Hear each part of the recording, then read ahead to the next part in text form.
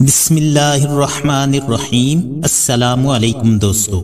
قبر کی منزل کے بعد آخرت کی دوسری منزل حشر کا میدان ہے، جہاں ابتدائی دنیا سے لے کر انتہائی دنیا کے تمام انسان جمع ہوں گے۔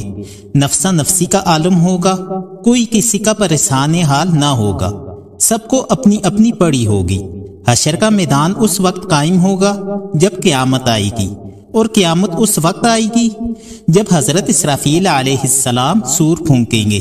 ارشاد خداوندی ہے اور کہتے ہیں کب ہے یہ وعدہ اگر تم سچے ہو؟ نہیں دیکھیں گے یہ مگر ایک دہشتناک آواز جو انہیں آ پکڑے گی، اور وہ آپس میں جھگڑ رہے ہوں گے، پھر نہ کوئی وصیت کر سکیں گے نہ اپنے گھروں کو واپس جا سکیں گے۔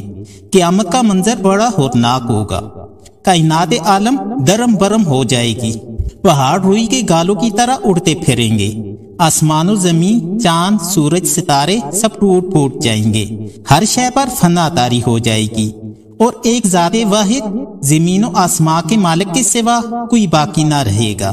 سورہ حج میں ارشاد باری تعالی ہے، لوگوں اپنے رب سے ڈرو، بے شک قیامت کا زلزلہ ایک بہت بڑی چیز ہے، جس دن اس کو دیکھو گے بھول جائے گی ہر دودھ پلانے والی اپنے بچے کو، اور ڈال دے گی ہر حمل والی اپنا حمل، اور تو دیکھے گا لوگوں کو نشہ میں، اور حقیقت میں وہ نشہ نہ ہوگا، لیکن اللہ تعالیٰ کا عذاب سخت ہے۔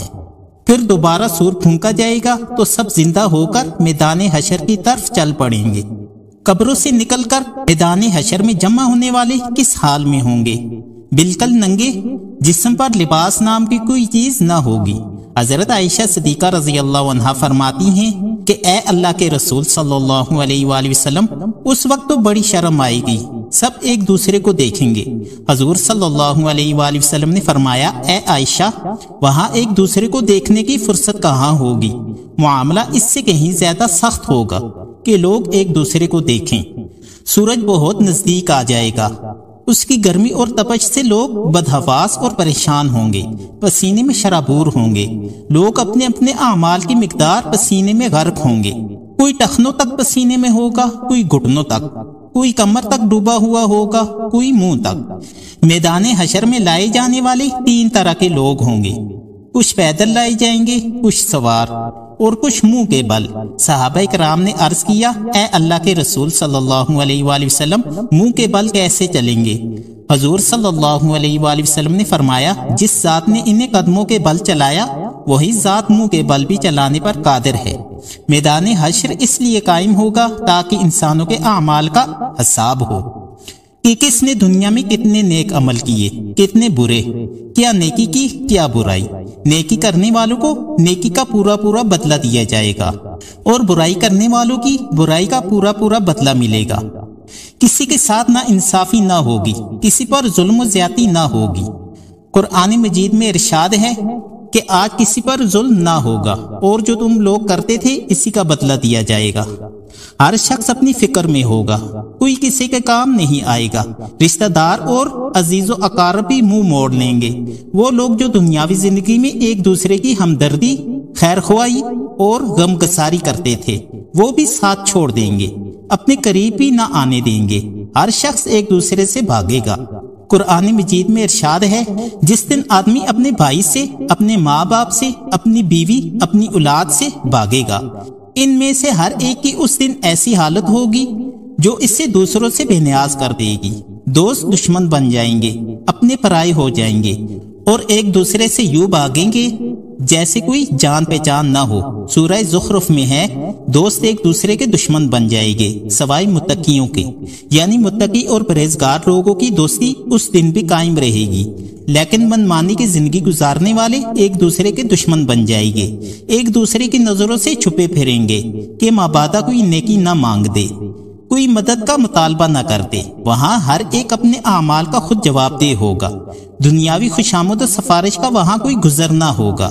انسانوں کا ایک ٹھاٹھے مارتا ہوا سمندر ہوگا۔ ہر انسان کے تمام عزیز و اقارب، سارے رشتہ دار، سب دوست و احباب، سارے چہیتے اور دلارے وہاں موجود ہوں گے، مگر پھر بھی ہر انسان خود کو اکیلا و تنہا محسوس کرے گا۔ جب حساب کتاب ہوگا تو انسان جھوٹ بولے گا، اپنی برائیوں کو چھپائے گا، اپنے گناہوں کا انکار کرے گا۔ اللہ تعالیٰ اس کا اعمال نامہ پیش کر دیں گے کہ دیکھو یہ ہیں تمہارے کرتوت جو تم نے دنیا میں کیے تھے اور ہمارے فرشتوں نے لکھے ہیں۔ اگر وہ ان کا بھی انکار کرے گا تو زمین سے گواہی دلوائی جائے گی۔ ارشاد باری تعالیٰ ہے، اس روز زمین اپنی خبریں بیان کر دے گی۔ زمین کی گواہی پر بھی اگر وہ چپ نہ ہوا تو اس کے منہ پر مور لگا کر اس کے اعزاز سے گواہی لی جائے گی۔ حدیث میں ہے کہ گوشت گواہی دے گا، ہڈی گواہی دے گی، ہاتھ پیر گواہی دیں گے، ران گواہی دے گی۔ یہ ساری گواہیاں انسان کے خلاف ہوں گی۔ سارے اعضاء بتائیں گے کہ اس شخص نے کس دن کس عضو سے کون سا گناہ کیا تھا۔ انسان بدحواس ہوا اٹھے گا اور کہے گا تم ہی کو بچانے کے لیے میں گناہوں کا انکار کرتا رہا اور تم ہی میرے خلاف گواہی دے رہے ہو، مگر حشر کے میدان میں اس کے اعضاء اس کے قابو میں نہ ہوں گے۔ سورہ یاسین میں ہے، آج ہم ان کے منہوں پر مور لگا دیں گے اور ان کے ہاتھ ہم سے کلام کریں گے اور ان کے پاؤں ان کے کاموں کی گواہی دیں گے۔ میرے بھائیوں اور دوستوں، میدان حشر میں بدحواسی کا یہ عالم ہر ایک کے ساتھ نہ ہوگا۔ اللہ کے کچھ بندے حشر کے میدان میں بالکل پریشان نہ ہوں گے، ان کا حساب کتاب بھی آسانی سے ہو جائے گا، جنت میں داخلہ کی اجازت بھی مل جائے گی، اور حشر کی چلچلاتی دھوپ میں پیاس کے مارے سوکھے ہوئے حلق کو تار کرنے اور پیاس کو بجھانے کے لیے حوض کوثر کا جام بھی حاضر ہوگا۔ ان کے چہروں پر بشاشت ہوگی، ان کے چہروں پر نور ہوگا، طمانینت و سکون کی علامت ہوں گی۔ یہ وہ نیک بندے ہوں گے جنہوں نے اللہ کی مرضیات کے مطابق زندگی گزاری، جو رسول اللہ صلی اللہ علیہ وآلہ وسلم کے حکم پر چلتے رہے، جنہوں نے دنیاوی زندگی میں آخرت کی تیاری کی، دنیا کے آرام و راحت میں پڑھ کر عقبہ کو فراموش نہیں کیا، جنہوں نے دنیا کی چند روزہ حیات فانی پر آخرت کی دائمی زندگی کو ترجیح دی، جنہوں نے 4 دن کی چاندنی کی خاطر ہمیشہ کا اندھیرا مول نہیں لیا۔ خلاصہ یہ ہے کہ جنہوں نے حشر کے دن کو یاد رکھا تھا اور اس کی پوری تیاری کر کے میدان حشر میں آئے، یہی لوگ فلاح یاب اور بامراد ہوں گے۔ میرے بھائیوں اور دوستوں، یہ دنیا چند روزہ ہے، آج کا آرام و چین، یہاں کی تکلیف و مصیبت سب چند روزہ ہے۔ آخرت ایک دائمی زندگی ہے، وہاں کی ہر چیز کو دوام ہے، آرام و راحت ہو یا تکلیف و مصیبت۔ اس کے لیے ہم کو چاہیے کہ ہم چند روزہ آرام کی فکر میں نہ پڑیں، چند روزہ مصیبت سے پریشان نہ ہوں، دین کی خاطر دنیا کی مصیبت جھیل لیں اور آخرت کی ابدی راحت و آسائش حاصل کرنے کی فکر کریں، تاکہ میدان حشر میں ہمیں ذلت و رسوائی کا سامنا نہ کرنا پڑے۔ میرے بھائیوں اور دوستوں، آج کے لیے اتنا ہی۔ مجھے امید ہے کہ آپ کو یہ ویڈیو پسند آئی ہوگی۔ اگر آپ کو یہ ویڈیو پسند آئی ہو تو لائک اور شیئر کرنا مت بھولیں، اور اس طرح کی مزید ویڈیوز کے لیے چینل کو سبسکرائب کر دیں۔ شکریہ۔ اب آپ حضرات سے اجازت چاہوں گا اس دعا کے ساتھ کہ اللہ تبارک و تعالی آپ سب کو خیر و عافیت کے ساتھ رکھے اور آپ کی ہر مشکل، ہر پریشانی اور ہر مصیبت کو دور فرمائے، آمین۔ اب اگلی ویڈیو کے ساتھ آپ حضرات کی خدمت میں پھر حاضر ہوں گا، تب تک کے لیے اللہ حافظ۔